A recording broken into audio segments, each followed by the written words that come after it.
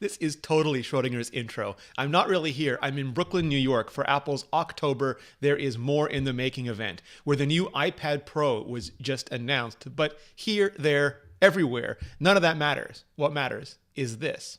I'm Rene Ritchie. Welcome back to Vector. I've had a few minutes to go hands-on with the all-new iPad Pro, and here's what you need to know. Apple's war on bezels continues. After deleting them from the iPhone X and now the Apple Watch Series 4, Apple has turned its deletion attention to the brand new iPads Pro. The result is an almost edge-to-curved-edge liquid retina display, reminiscent of the one on the iPhone XR.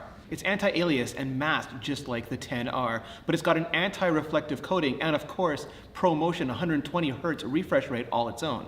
It looks gorgeous. It's not as dense as the XR, but you also hold it slightly further away, so the experience is roughly the same. It's also DCI P3, completely color managed, and individually color calibrated at the factory, so all those liquid retina pixels look amazing. The old 10.5-inch maintains the same casing size, but now has a new 11-inch display to better fill it. The new 12.9-inch maintains the display size, but shaves off all the extra casing, making it smaller and more portable. So much so that I think many 10.5-inch fans, myself included, will switch to the new 12.9. Both are squared off in a way that's probably very intentionally reminiscent of the original iPad. And yeah, that means the home button is gone too, and the new gesture navigation system is in full effect. It is slightly more complicated and more overloaded than the iPhone version because you have to swipe up to get the dock, swipe up to go into mission control. And there are multi-windows and drag and drop. But once you get the hang of it, it really does feel like you're finger painting with gestures. No home button means no Touch ID. Apple has once again gone all in on Face ID. You have to set it up in portrait orientation, but you can use it in landscape orientation, and Apple has even optimized the hardware and neural networks to function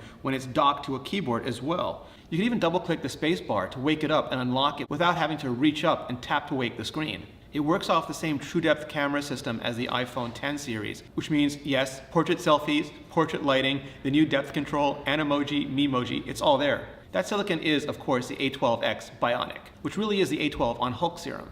8-core CPU, 7-core GPU. Apple claims it's faster than 92% of the portable PCs out there and graphically equivalent to an Xbox One S console. That means it can do everything from running real Photoshop and AutoCAD to intensive high frame rate games. Well, there's a new Apple Pencil as well, and while Apple didn't call it the number 2, it could have. It's got a new matte finish that grips and just feels better, and you can tap the side to switch modes, like between drawing and erasing, or zoomed in and zoomed out. One side is even flattened out, so you can store it magnetically. The magnets are strong enough to edge you towards the sweet spot, and it clicks in with a satisfying AirPod-style thunk. It also charges inductively right there, right on the side of the iPad Pro, opposite where the old Smart Connector was. The new Smart Connector, meanwhile, is on the back, and it powers a new Smart Keyboard Folio that, unlike the old keyboard, can be set up at different angles, tabletop versus laptop use. Along with the bezel, and yes, the 3.5mm headset jack, Apple has also ditched Lightning. The why is simple. Apple wanted the connector to do more than Lightning was designed to, including driving up to a 5K display right off the iPad Pro, as well as connecting directly to higher-end photography, video, and audio gear. No external storage though, at least not yet. But you can get up to 1 terabyte of internal storage if you're willing to pay for it. Pricing starts at $799 for the 11-inch and $999 for the 12.9-inch, but goes up quickly as you add that storage and optional LTE networking.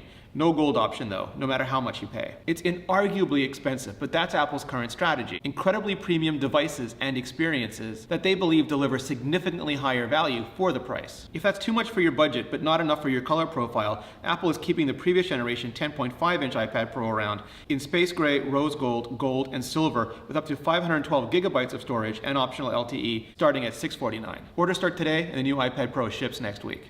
Now, one of the products Apple didn't update because it's been end-of-lifed is the airport router. But luckily, a bunch of super smart former Apple engineers went off on their own and did something I'd been honestly waiting for Apple to do for a long time now. Create an easy-to-set-up, simple-to-use mesh router system. It's Eero, and with it you get total network protection, advanced security, content blocking and ad blocking, constant updates, and awesome support. But you also get rock-solid, home-filling Wi-Fi for your new iPad Pro for all of your gear. You literally never have to think about Wi-Fi again. Get $100 off the Eero base unit and 2 beacons package and 1 year of Eero Plus. Visit Eero.com/Vector and enter promo code Vector at checkout. Thanks, Eero, and thank you for supporting the show. So that's the new iPad Pro and a quick look at everything that makes it cool. If you have any questions about it or anything else you want to see, let me know. But now I want to hear what you think. Is this the iPad Pro update you've been waiting for? If so, why so? If not, why not? Hit like, hit subscribe, and then hit up the comments below. And thank you so much for watching.